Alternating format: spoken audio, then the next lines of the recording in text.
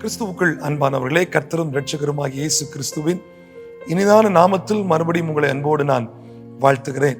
இந்த சிலுவையின் ஆசீர்வாதங்களை குறித்து நாம் தொடர்ந்து தியானித்து வருகிறோம். இன்றைக்கு 35வது நாளாக ஆண்டவர் கொடுத்திருக்கிற வார்த்தையை உங்களுக்கு நான் வாசித்து அதில் சில வார்த்தைகளை நான் சொல்ல ஆசைப்படுகிறேன். ரோமர் 8ஆம் அதிகாரம் 36, 37, 38 வசனங்கள். கிறிஸ்துவின் அன்பை விட்டு நம்மை பிரிப்பவன் யார்?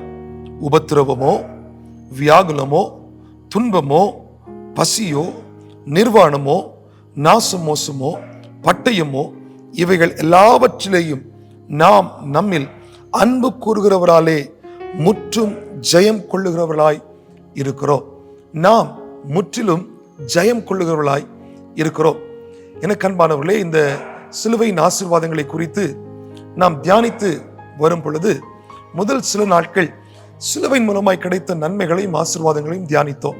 அதற்கு பிற்பாடு ஆண்டவராய் இயேசு அவர் சிலுவையிலே மரிக்கும் கடைசி தருணங்களில், கடைசி நாட்களில் ஜனங்களை பார்த்தும் சீஷர்களை பார்த்தும் செய்ய வேண்டிய காரியத்தை அவர் சொல்லும் பொழுது பல இடங்களில் சோதனைகள் வரும், உபத்திரவங்கள் வரும். நீங்கள் உறுதியாயிருங்கள், நீங்கள் நிலைத்திருங்கள் என்றெல்லாம் அவர் ஆலோசனைகளை சொன்னதை நாம் தொடர்ச்சியாக தியானித்து வந்தோம். அதன் வரிசையிலே அப்போஸ்தலனாகிய பவுல் இங்கே என்ன சொல்கிறார் தெரியுமா? கிறிஸ்துவின் அன்பை விட்டு என்னை பிரிப்பவன் யார்? இந்த பவுல் பல ஆசீர்வாதங்களில் ஒன்றாக இந்த உபத்திரவத்தையும் அவர் சேர்த்தே சொல்கிறார். அதாவது இந்த உபத்திரவங்களையும் ஆசீர்வாதங்களில் ஒன்றாக அவர் கருதுகிறார். தன்னுடைய வாழ்விலே எல்லா சூழ்நிலையிலும் சோதிக்கப்படுகிற போது, கஷ்டத்தின் வழியாய் போகிற போது என் தேவன் இருக்கிறார், அதை எனக்கு மாற்றி தருவார், சோதனையை தாண்டி செல்ல எனக்கு பலன் தருவார் என்ற நம்பிக்கையோடு அவர் ஓடுகிறார். அதே போல உங்களுக்கும் இந்த நம்பிக்கை இருக்கட்டும். என்னத்தான் உபத்திரவங்கள் வந்தாலும், என்னத்தான் வேதனைகள், கஷ்டங்கள், அவமானங்கள் வந்தாலும் ஒன்றும் கிறிஸ்து இயேசுவில் உள்ள அன்பை விட்டு நம்மை பிரித்து விடக்கூடாது. உயர்வோ தாழ்வோ வேறெந்த சிருஷ்டியோ நம்முடைய கர்த்தராகிய கிறிஸ்து இயேசுவில் உள்ள தேவனுடைய அன்பை விட்டு என்னை பிரிக்க மாட்டாது என்று நிச்சயித்திருக்கிறேன். அதை பவுல் சொல்லும்போது சொல்லுகிறார், உபத்திரவம் பொறுமையும், பொறுமை பரீட்சையும், பரீட்சை நம்பிக்கையும் கொண்டு வருகிறது. பிரியமானவர்களே, நாம் படுகிற உபத்திரவத்திலே நிச்சயமாய் ஒரு முடிவு உண்டு, நிச்சயமாய் ஒரு விடுதலை உண்டு, நிச்சயமாய் அந்த பரம ராஜ்யத்தை நாம் அடைவோம் என்கிற நம்பிக்கையோடு நாம் தொடர்ந்து ஓட வேண்டும். எந்த ஒரு கஷ்டங்களும் கிறிஸ்துவின் அன்பை விட்டு நம்மை பிரித்து விடக்கூடாது.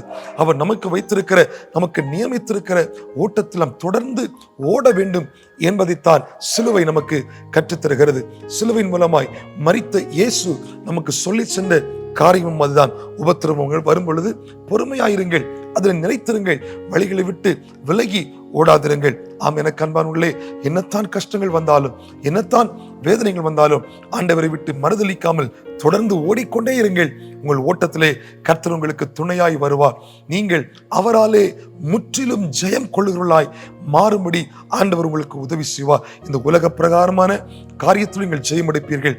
இறுதியிலே முற்றும் ஜெயம் எடுத்து நாம் பரலோகத்திலே சேர்கிற அனுபவத்தையும் நாம் பெறுகிறோம். கிறிஸ்துவின் அன்பை விட்டு நம்மை ஒன்று பிரித்து விடாதபடி நாம் எச்சரிக்கையாயிருப்போம், தொடர்ந்து ஓடுவோம். ஆண்டவர் நம்மை பலப்படுத்துவார். God bless you. ஆமென்.